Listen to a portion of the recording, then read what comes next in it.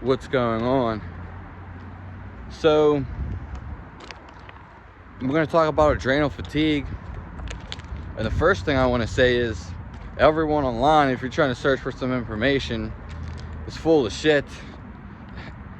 No one gives you direct answers and wants you to buy a program off them and whatever else, which is fine if you want to do that, but most people are full of shit. Especially on YouTube and other places too. But if you want the straight truth, I've had pretty much the worst adrenals my entire life, and I'm going to tell you how to heal them. So I climbed out of a deep hole. I'm feeling better now, and I'm going to give you all the answers that work and what doesn't work. And it's pretty simple too. Now, you're probably not going to get ever close to adrenal dysfunction, fatigue. You can even go say as far as chronic fatigue. There's a bunch of different names for pretty much the same thing. Chronic fatigue is a little bit different, but it can be the same thing. Then we got depersonalization and derealization. Okay, like I said, a bunch of people you're going to listen to, because I've listened to a bunch of them. They're full of shit.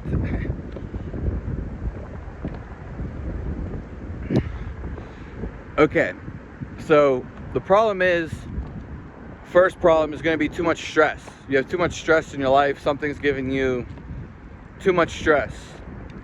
And that's going to have to go. If you want to heal adrenal fatigue, or even a chronic problem for that matter, we're just going to basically say it's all of adrenal fatigue for right now, and we're going to base it around this. It means that you're stressed out from whatever, and you're not always going to resonate with the stress and feel the stress. Your body could take in stress and for you to not feel it, such as pushing yourself, whatever it is. So your number one thing is you're going to have to live a stress-free life. Like completely stress-free, basically. Even, especially if it's really bad. You're not supposed to have stress in your life anyway. So that has to go. If your job's creating stress, then that's gonna have to go.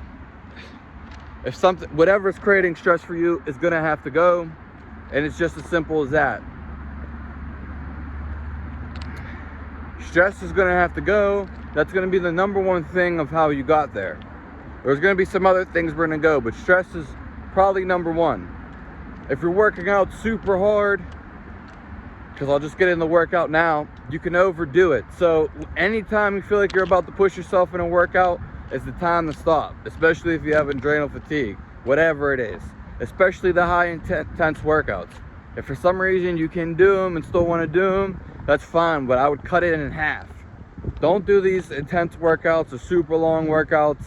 You know what I mean? It has to be gentle and soothing and relaxing. The most relaxing thing you could probably ever do is go in nature and probably get away from a city or civilization. You're always gonna feel better, guarantee it. Especially people who've never even done it or even know what it's like. You're gonna feel better. So many factors to get into it. But we're not going to get into all of them. So we just hit that off the basis. The diet is something we're going to look at too. So stress has to go. Whatever's stressing you, whatever you think stressful, whatever raises your anxiety, it's going to have to go. Stress is going to have to go. Number two is you're going to be your diet. You're just going to have to eat whole foods. Some people are going to have to take out some other things and some other things. Different from other ones. So some people have to take out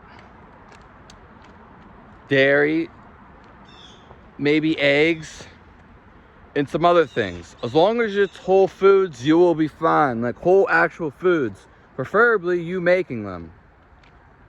So you know they're whole foods. You just want to go after whole foods. Foods that aren't processed, bottled up, whatever. Whole food. That's what you're going to have to go after. More so, when you're getting fatigued, what does that mean other than stress? You're running out of nutrients because you use nutrients for stress. So you're going to need high amounts of nutrients. whatever it is. And most likely animal kingdom, animal products, food, animal foods conquer any food, which should just be plants, in every way impossible when it comes to nutrients. So if you're experiencing this, you're going to need animal products, most likely.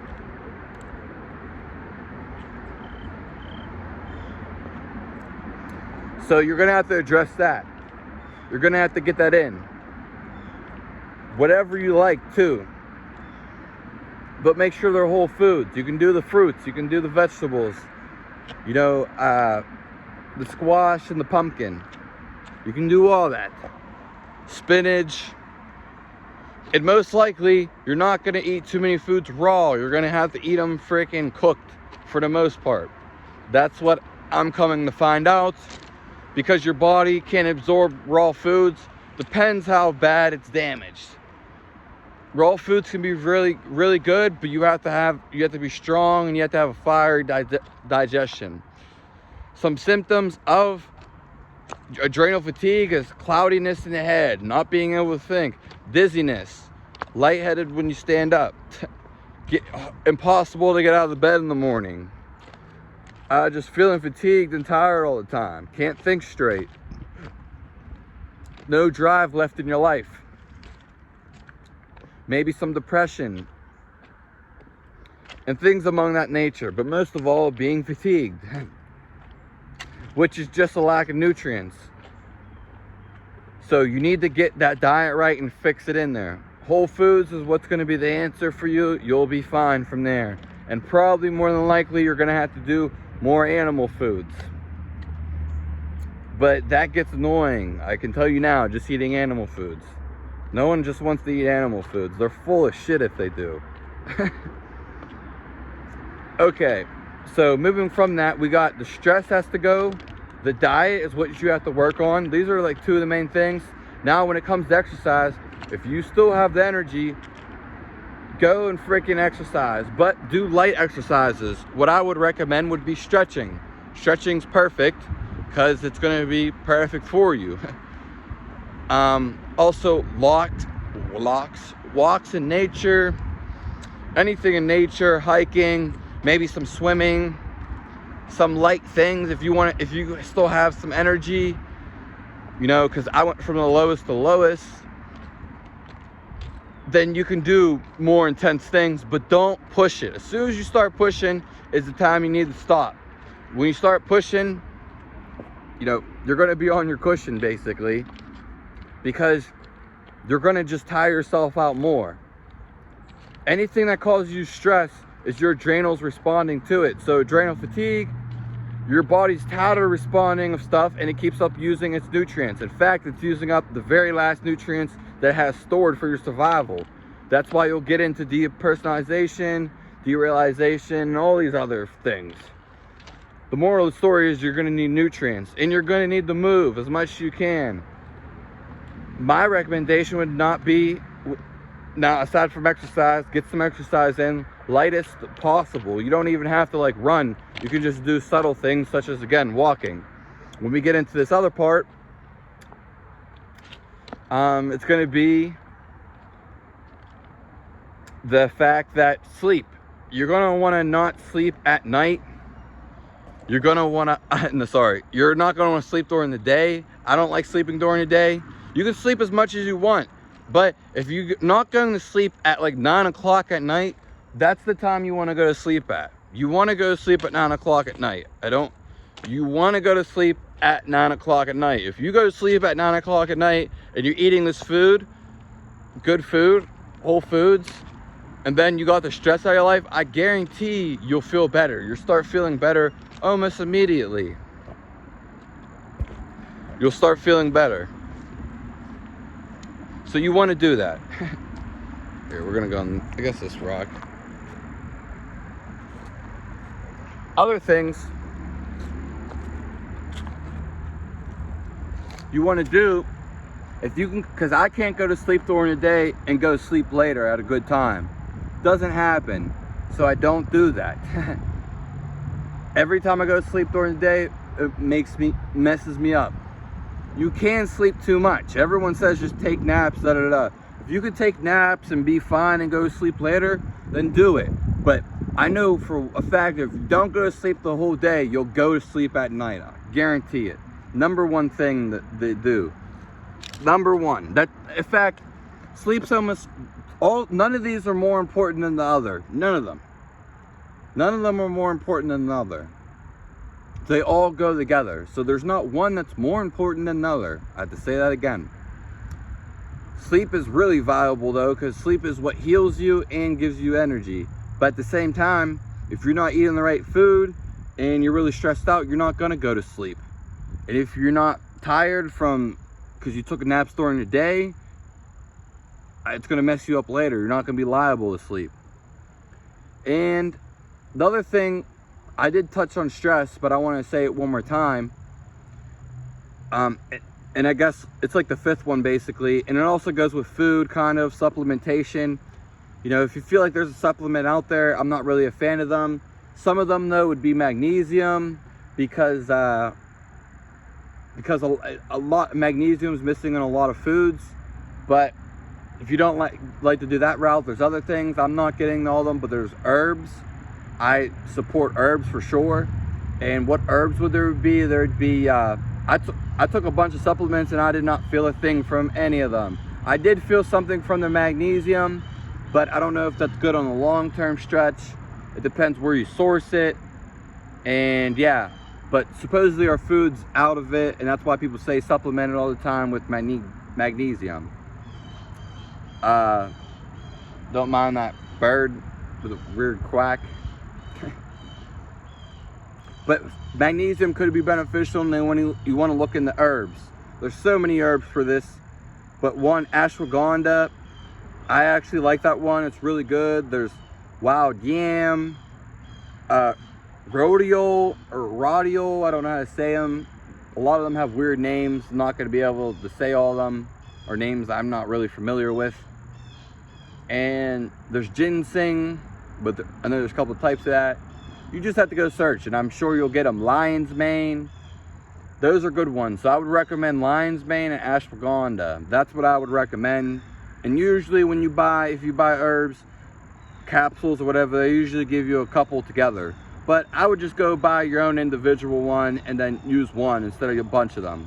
Sometimes they work synergistically, sometimes they don't. I'm not going to talk about this forever, because I don't think herbs can help and assist, but I don't think they're going to be the thing that heals you. I don't.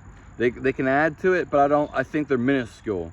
And what I also want to talk about for the end of the video, other than sleep and the diet and taking the stress out and the exercise and then the supplementation, which would just be little supplements, like, you know, usually you have to have someone else recommend it, but it's, you know, I haven't really felt too much from them. Again, from the herbs, I do a little bit. And I don't have too much. I've tried a bunch of them, you know what I mean? So it's hard to say which ones do what. But they can be beneficial. They're just not the end all do all. You can go without using them, basically. But who knows? If you know an excellent herbalist, they could really help you out. Now, like for the most part, you're dealing with stress, so you're dealing with a loss of nutrients. Every time you stress, anytime you use energy, you're always using nutrients. So you're going to need nutrients. And you'll know when you're eating the right thing, because you'll feel better the next day for the most part. You'll feel better. You'll feel it. So, and then the last thing I want to talk about on top of supplementation is stress, which I already talked about stress, but I want to talk about it in a different way. There are things outside of stress. So like foods such as maybe peanut butter is having an inflammatory reaction, or milk, like I said before, but it goes further beyond that. I just want to get in the personal zone real quick of things that happen to me. So for instance, like maybe you drink alcohol and it's causing inflammation in your body and it's actually doing more damage than good. You might have to take that out. A lifestyle change might have to happen. You might have to take time off from a job. You might have to get a new job. You know, you might have to relocate somewhere. You might have to go get a whole new group of friends. You might have to lose all your friends. Bunch of different things going on. You might have to stop talking to your family. For instance, when I would talk about me, I was doing high intensity workouts. Those had to go. I could not do those anymore physically. I just couldn't even do them. Doesn't matter about the mindset. I could push all day. Doesn't matter about the mindset. It does, but to a degree, like I said, you can't keep pushing yourself. It's just not going to work. So that's going to have to go, the high intensity workouts for me. And then another thing was smoking weed. Though it has some bonuses and stuff, it causes inflammation in my body. It makes me stress out. It makes me feel like I'm dying. So if something keeps making you feel like that, then it's causing stress in the body. So it's going to have to go. You know, and another thing is sex.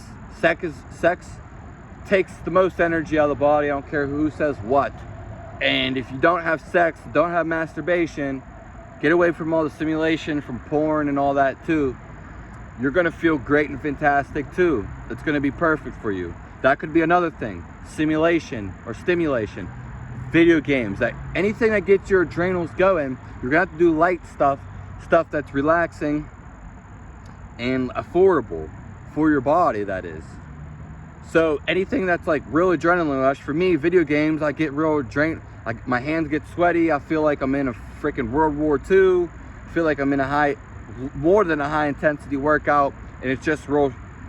Even though it's fun and exciting and adrenaline rushing, some people can take way more stuff than others. And some people are calm when they play video games. Me, I'm super into it, like in mostly everything I do. So that's causing problems for me. So that kind of had to get limited or take it out, or play a relaxing game, that is. Again, the drugs had to go. If they don't do that for you and do something else, that's fine. I'm telling personal. And then the sex and masturbation has to go. I would say that's number one over anything other than the high intensity workouts. And yeah, that's pretty much it. So these high stimulation things, you know what I mean? Adrenal things. And eventually you'll get to a point where like it won't phase you. You could jump out of a freaking, you still be excited and have fun. You could skydive, but it won't give you that adrenaline rush. You don't necessarily want that adrenaline rush. That adrenaline rush is more so to save you. And you got to just use it wisely, because, you know, it's hard to explain. It's a fine line, but it can be bad for you. So like, and there can be adrenaline rushes. Like there's other things. Cold showers can go too. I don't care about no cold showers that didn't do shit. There's a bunch of things that didn't do shit. Hyperventilating's not going to do nothing. If you have adrenal fatigue, it's not going to work out. I'm not saying it might work for a few people. That for the majority of people, it's not going to work out. I would just skip all that nonsense. None of that's going to work out. Also stimulation, so being around electronics all the time, that got to go too. Basically, living a primitive life and being out in nature, basic life fundamentally is going to heal you the best. So that's all for the video. Subscribe to the channel. Don't view this and don't subscribe. Leave a comment or at least a like, something. Let me know you're there. This is grand advice, the best advice on YouTube for adrenal fatigue. I guarantee it. You shouldn't have to take a bunch of supplements to heal you. That's a bunch of nonsense. All these people, these ketogenic people, these naturopaths, holistic doctors, blah, blah, blah, bunch of nonsense with the supplements. You can throw them at the door. One or two or a couple are fine. Don't need more than that. Okay, so there we are. There we are. And that's basically it. I'll shout out, there's a YouTube channel, which is the only other person I see on YouTube, reliable information that breaks down stuff nice. It's called Adrenal Repair. He doesn't, you know, it's not super popular, but best information that I've found. And I'm telling all this from experience though, so there you go. Have a nice day. Best video, under 20 minutes. Doesn't even matter really how much time, but best video on adrenal fatigue, I guarantee it. The most important part is getting out all the stress. All the stress has to go, because you have to feel relaxed, calm, and collective. That's how you're gonna have to feel, whatever makes you feel that. Also, getting the nutrients in your body is gonna be the other one. Okay? Yeah. So that's basically it. Have a nice day.